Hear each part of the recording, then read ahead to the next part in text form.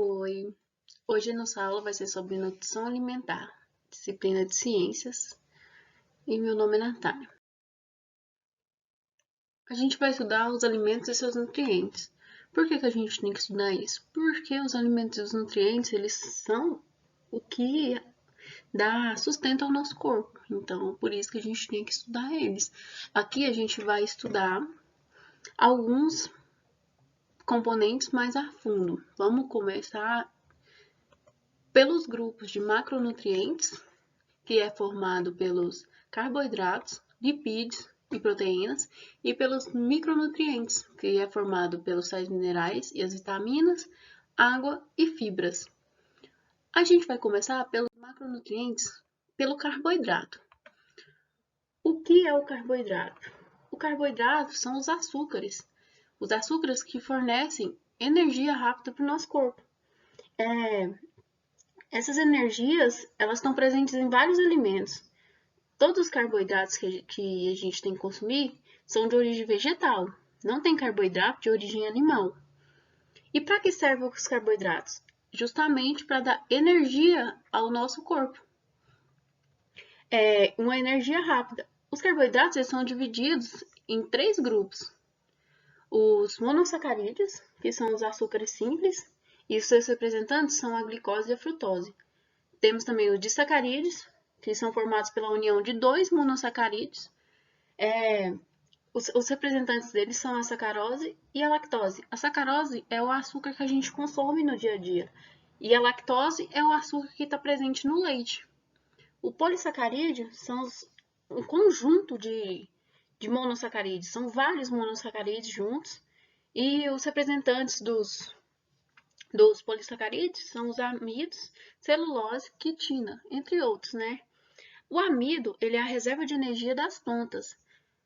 A celulose, ela está presente na parede celular das plantas. E a quitina, ela é o exoesqueleto dos insetos, como os aracnídeos, os crustáceos, entre outros. A gente tem também as proteínas. As proteínas para que servem as proteínas? Elas são essenciais para o crescimento das crianças e também para a prevenção de doenças.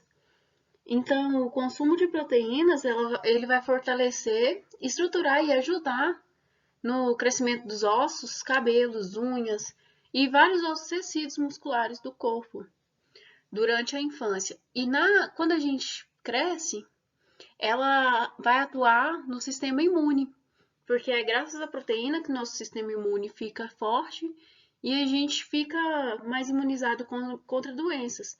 Porque se você não ingere proteínas, o tanto de proteína que seu corpo precisa, você vai poder ter anemia, seu corpo vai ficar suscetível até a uma gripezinha normal. Tipo, você vai pegar qualquer resfriado, porque seu sistema imune está baixo. Quais são os exemplos de proteínas que a gente tem no nosso dia a dia? São as amêndoas, as quinoas, aveia, lentilha, chia, carne, ovos e peixes. Tudo isso aí está presente no nosso dia a dia, então não fica difícil ingerir proteínas. O nosso próximo tópico aqui são os lipídios. O que são os lipídios? São as gorduras que a gente ingere no nosso dia a dia. Elas são encontradas em alimentos de origem animais e vegetal. Quais são as funções dela? É a fonte de energia ou a reserva de energia. Ela vai absorver as gorduras e transformar essas gorduras em reservas de energia. E a outra é isolante térmico. Esses isolantes térmicos protegem contra o frio, porque o calor vai ficar retido no nosso corpo, né? Então, vai proteger contra o frio. Isso aí também os animais usam, porque, principalmente, vou dar um exemplo, os ursos.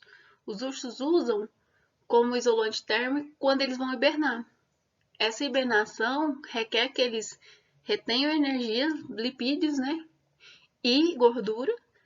Aí, enquanto eles estão dormindo, o corpo está consumindo aqueles lipídios devagar. Aí, quando e vai esquentando, mantendo o urso vivo e quentinho. E quando ele acorda, ele precisa repor tudo isso aí. No nosso dia a dia, onde a gente encontra os lipídios? Em abacate, azeite, carne, castanha, chocolate, coco, linhaça, manteiga, leite e ovos, e outros alimentos também. Vamos agora falar dos sais minerais e as vitaminas, que já entram aí nos micronutrientes, né? Os dois são extremamente importantes para a nutrição do nosso corpo. E os dois previnem doenças. Só que o nosso corpo não produz sais minerais e nem a maioria das vitaminas.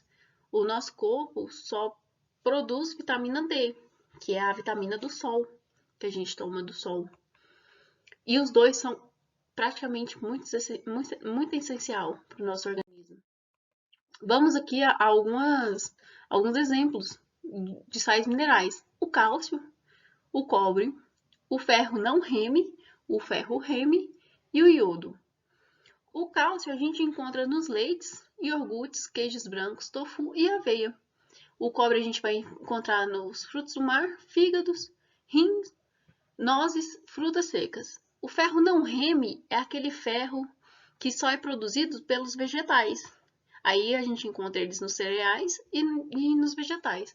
O ferro Reme é o ferro de origem animal, que a gente vai encontrar em alimentos de origem animal, como ovo, carne, esses alimentos assim. E o iodo é o nosso famoso sal de cozinha. Agora vamos para alguns exemplos de vitaminas. Temos a vitamina A, que é a vitamina que a gente acha em frutas e verduras de coloração alaranjadas e amarelas, igual o damasco, pêssego, abóbora, cenoura, pimentão.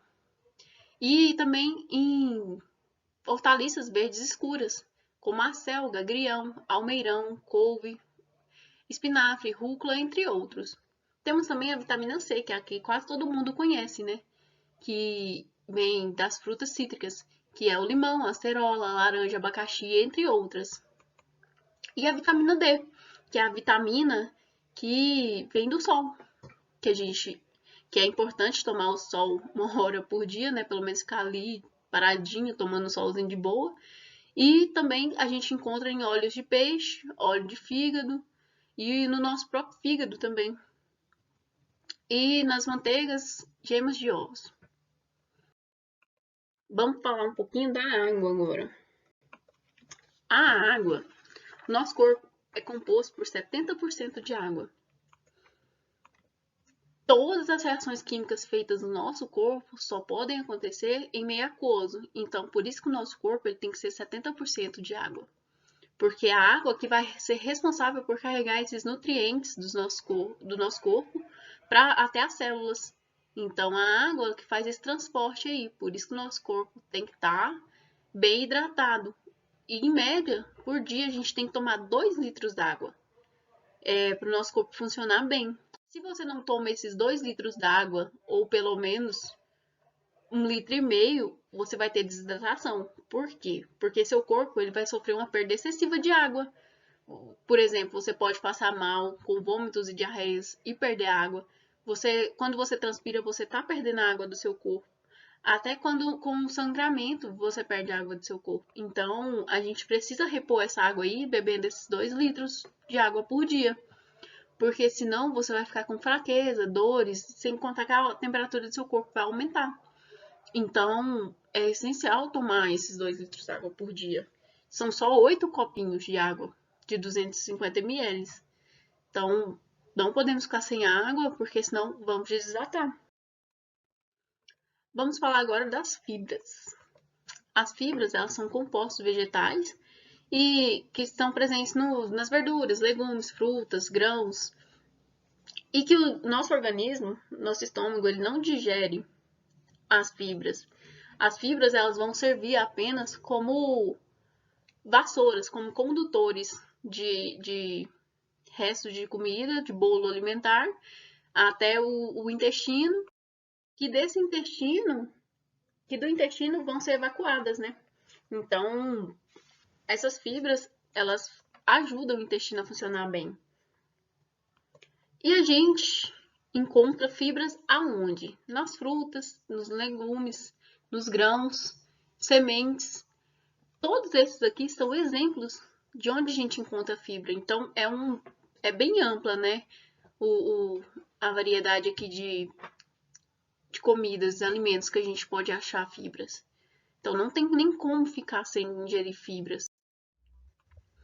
As fibras, elas são divididas em fibras solúveis e fibras insolúveis. As fibras solúveis são aquelas fibras que vão formar um gel, depois de serem consumidas, vão formar um gel no estômago, fazendo com que a gente tenha saciedade.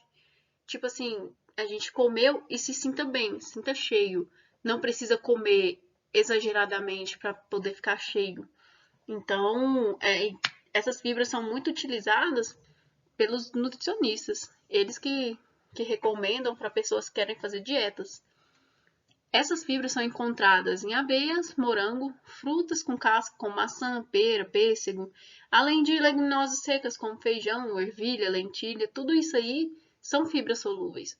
E temos também as fibras insolúveis, que a função dela é ajudar o intestino a funcionar, que ela retém mais a água e serve como uma vassourinha do organismo, porque ela vai, juntamente com a água, levando os restos, o resto de bolo alimentar que não foi utilizado, que já foi retirado também todos os nutrientes que precisava, e vai levando para o intestino até ajudando a fazer a evacuação do corpo. Pronto. Aí, essas fibras são encontradas nos grãos, nos cereais integrais, verduras e folhas verdes escuras, couve, espinafre, escarola, agrião, rúcula, essas folhas tudo são ricas em fibras insolúveis. Vamos falar um pouquinho agora dos hábitos alimentares. Esses hábitos alimentares saudáveis transformam o corpo em corpo mais saudável. Então, a gente precisa ter hábitos saudáveis. Não podemos ser sedentários, não podemos ingerir muita gordura, muita carne vermelha, muita fritura, muito doce, muito açúcar. A gente precisa comer bem. Esse comer bem é o quê? Esse comer bem é comer frutas, verduras, legumes, peixe, frango, comer carne, porém pouca carne. A gente precisa manter o corpo bem, comendo bem, só que pouco. Não precisa comer exageradamente, pode comer pouco. O segundo hábito alimentar aqui é comer fracionado. O que é comer fracionado? É comer certinho, nos horários certos, em poucas quantidades. O certo, segundo os nutricionistas, né, é comer de 3 em 3 horas. Por quê? Porque isso aí vai ajudar a diminuir a quantidade de comida que você vai comer em cada refeição. E também ajuda a diminuir doenças como colesterol e diabetes, entre outras doenças. Por quê? Porque se você vai comer fracionado, você vai comer de 3 em 3 horas, você vai comer menos. E nesse comer menos, você tem que comer bem, usando a dica anterior. Que comer bem é o quê? Comer sem gordura, comer verdura. Então, nessas refeições, você vai ter que ingerir essas verduras, essas frutas, esses legumes. E de 3 em 3 horas vai chegar que você não vai comer tanto. Na última refeição, você vai comer moderado, porque você vai estar saciado, porém vai se alimentar bem. O terceiro hábito que a gente tem que ter é a mastigação. Gente, mastigar bem é muito importante. Porque se você não mastiga bem, a comida vai chegar no seu estômago em pedaços grandes. Aí o estômago ele vai ter que produzir mais suco gástrico. Nisso você pode ter gastrite, porque se ele vai produzir mais suco gástrico só para aquela refeição sua ali, que ele vai demorar 4 horas para digerir, seu estômago vai acabar sendo prejudicado nisso aí. Por isso que é muito importante você mastigar bem. O mínimo que você deve mastigar para cada garfada ou colherada que você der é 15 vezes, o mínimo. Então, a mastigação é muito importante. E aqui, já que a gente falou muito, tem um videozinho, a gente falou muito do sistema digestório, né?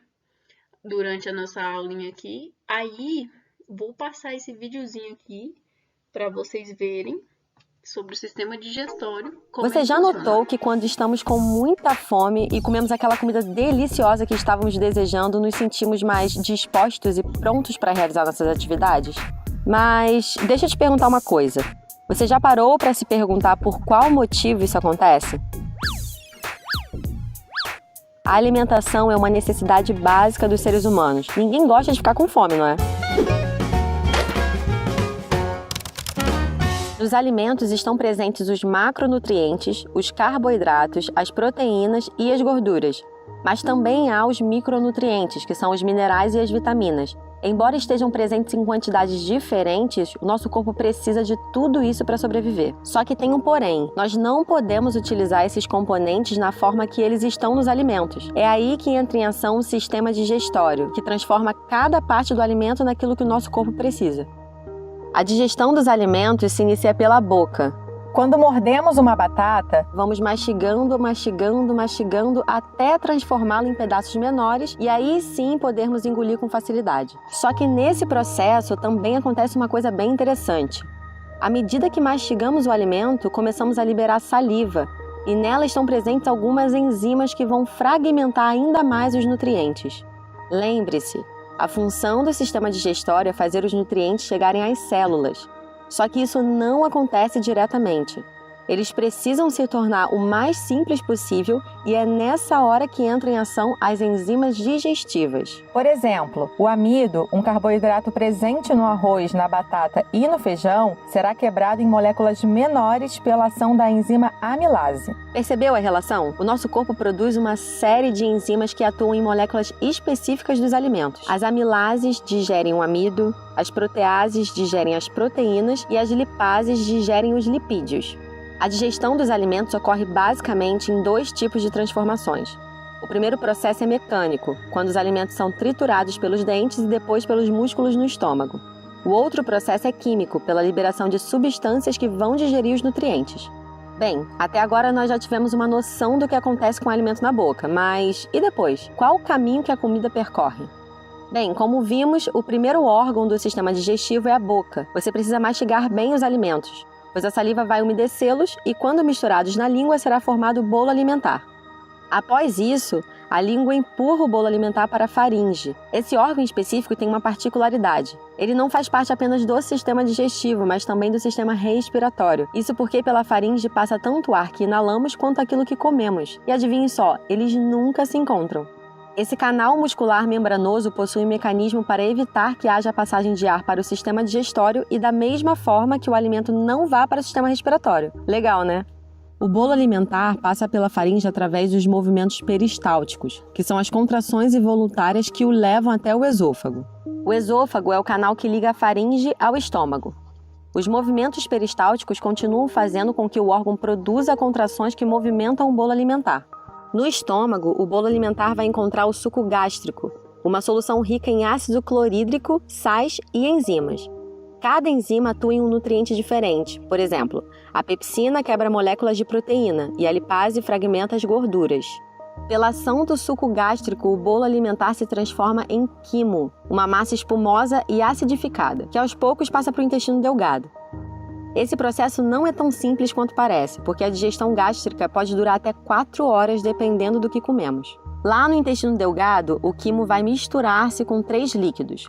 O suco intestinal do próprio intestino, a bile, que é produzida pelo fígado, e o suco pancreático, produzido pelo pâncreas. A ação conjunta desses líquidos transforma o quimo em quilo, uma pasta líquida e rica em nutrientes cuja acidez já foi neutralizada. Nesse processo, surgem as pequenas e solúveis moléculas importantes para o corpo, como a glicose e os aminoácidos, que aí finalmente serão absorvidos e lançados no sangue. Mas não acabou por aí. Agora que o corpo já conseguiu os nutrientes que precisava, o que acontece com o resto que não foi absorvido? Bem, o quilo, aquela pasta esbranquiçada formada no intestino delgado, passa para o intestino grosso. Lá no intestino grosso, a água, tanto a que ingerimos quanto as secreções digestivas, é absorvida. Lá também é onde ocorre a eliminação dos resíduos alimentares, ou seja, aquilo que não conseguimos digerir é transformado em bolo fecal. O resíduo é então encaminhado para o reto, parte final do intestino grosso, até que seja eliminado lá pelas fezes. É um longo caminho percorrido, não é mesmo? Agora, vamos fazer um resumo bem rapidinho para garantir que você aprendeu tudo. Vamos lá do início? É através da alimentação que obtemos a energia que precisamos para realizar todas as nossas atividades. Para isso acontecer, o sistema digestório transforma as grandes moléculas dos alimentos em substâncias menores. Daí elas vão ser absorvidas pelo nosso corpo. Isso é feito por meio de transformações mecânicas, como a mastigação, e transformações químicas, como a atuação das enzimas digestivas. O caminho que o alimento percorre no nosso corpo é o seguinte: boca, faringe, esôfago, estômago, intestino delgado, intestino grosso e ânus. Além desses órgãos, existem outros que são importantes para o processo de digestão. São as glândulas salivares, responsáveis pela produção de enzimas que iniciam a digestão, o pâncreas, responsável pela produção do suco pancreático, e o fígado, que produz a bile. Agora que você já aprendeu tudinho sobre o sistema digestório, compartilhe esse vídeo com seus amigos, se inscreve no canal e aguarde o próximo conteúdo incrível que estamos separando para você. Até o próximo vídeo. Tchau, tchau!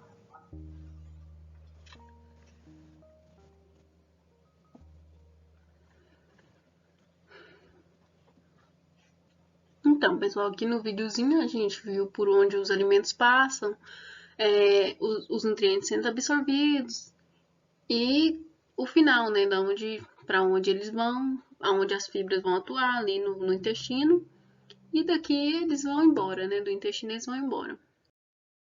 Vamos agora falar sobre alimentos transgênicos. O que são os alimentos transgênicos? Os alimentos transgênicos, eles são alimentos que passaram por uma modificação no seu DNA. Essa modificação é para... Os cientistas falam que são para melhora, né, dos produtos. Melhorar, ficar maior, ficar mais bonito. Os alimentos transgênicos que são mais encontrados aqui no Brasil são derivados do milho e da soja, que são as farinhas, a canjica, fubá, óleo de soja, entre outros. Em toda embalagem que conter um alimento transgênico, tem que ter essa identificaçãozinha desse Tzinho no triângulo aqui. Então, se você vai comprar um alimento transgênico, ele tem que ter essa identificação aqui para você saber que ele é transgênico. Porque se não tiver, você está sendo enganado. Então, tem que ter esse Tzinho aqui transgênico. Vamos falar de alimentos industrializados. Vamos falar primeiro dos alimentos processados, porque tem os alimentos processados e os alimentos ultraprocessados. Vamos falar primeiro dos processados. Os alimentos processados, eles são aqueles que são naturais, só que eles vão passar por um processo de adição de sal ou de açúcar. A gente tem o exemplo aqui de frutas cristalizadas, né? Que são frutas mesmo, só que elas vão passar pela adição de açúcar. A gente tem também o exemplo de amendoim. Quando o pessoal faz aquela adição de sal para vender ele em saquinho, ou açúcar também. Então, os alimentos processados, eles são esses alimentos que passam por adição de sal ou açúcar, que vão ser enlatados ou vendidos em saquinho. Esses são os alimentos processados. Os alimentos ultraprocessados são os alimentos feitos apenas com substâncias extraídas de alimentos, como o óleo, a gordura, o açúcar, amido, algumas proteínas. E ele tem adição de gordura, corante e aromatizante. Então, os alimentos ultraprocessados, eles já não são tão naturais quanto os processados. Os ultraprocessados, eles só têm essência dos alimentos naturais, apenas a essência. Então, eles são bem perigosos para a saúde. Porque geralmente eles têm muita adição de sódio, muita adição de açúcar, muita adição de corante, de aromatizante. Isso aí tudo faz mal. Gordura, tem gordura demais. Isso tudo faz muito mal. E os exemplos que a gente tem é os que a gente mais gosta de comer, né? Que são os refrigerantes, são biscoitos recheados, sorvete, pão de forma, nuggets. Nossa, tem uma variedade de coisas. Salgadinho que a gente gosta demais de comer. Porém, tem que comer muito moderado, porque faz muito mal. E para finalizar, eu vou deixar uma atividade para vocês muito fácil, uma atividade bem bacana, que vai ser pesquisar sobre alimentos industrializados, alimentos transgênicos, o que esses alimentos são, e vocês também vão dar exemplo para mim de quais alimentos transgênicos e industrializados você tem aí no seu dia a dia. E vai colocar para mim qual o efeito desses alimentos na gente, nos seres humanos. A segunda parte do trabalhinho vai ser vantagem e desvantagem de produtos processados e ultraprocessados. Vocês vão falar as vantagens e desvantagens para a nossa saúde dos dois, tá? Pode pesquisar os dois. A vantagem e desvantagem você pesquisa e põe a sua opinião também. Vai ficar muito bacana. Muito obrigada. E até a próxima aula, gente.